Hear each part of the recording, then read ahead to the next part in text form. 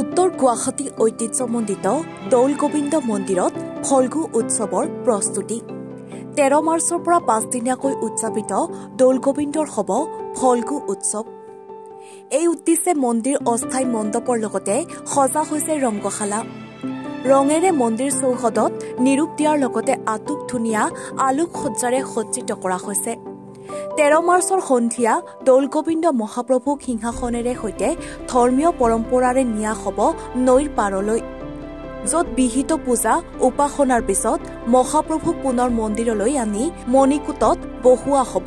5 দিনেই লক্ষাধিক ভক্তক সৰ্বতোপ্ৰকাৰে আদৰিবলৈ সাজু হৈছে মন্দিৰ পৰিচালনা সমিতি।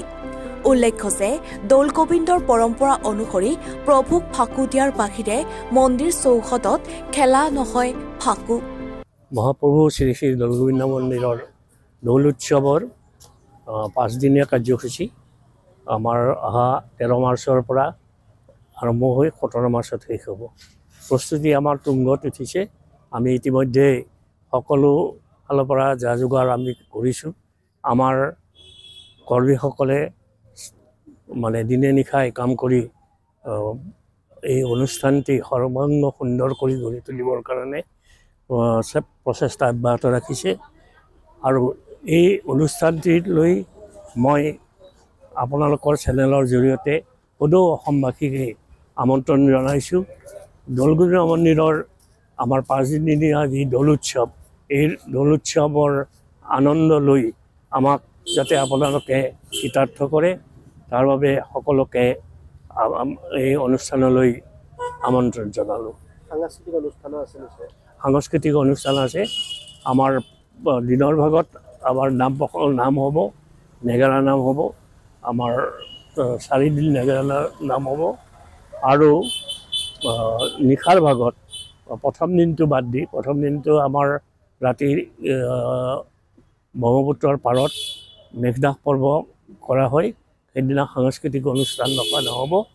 তাৰ বাহিৰে আমাৰ 14 তাৰিখ, 15 তাৰিখ, 16 তাৰিখ আৰু 17 তাৰিখ এই 4 নিশাই বিভিন্ন সাংস্কৃতিক অনুষ্ঠান হ'ব।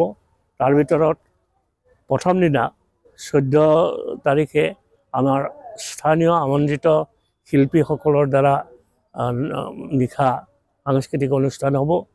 পিছদিনাখন আমন্ত্ৰিত শিল্পীৰ দ্বাৰা সাংস্কৃতিক অনুষ্ঠান আৰু শেষত আৰু 16 তাৰিখে আমাৰ নিশা যোৰহাটৰ তিয়কৰ তাতে ভাওনা দলক আমন্ত্ৰণ কৰা হৈছে। তেখেতসকলে আহি ইয়াত ভাওনা প্ৰদৰ্শন কৰিব। কুৰ্ম অৱতাৰ নাটখনি তেওঁলোকে প্ৰদৰ্শন কৰিব।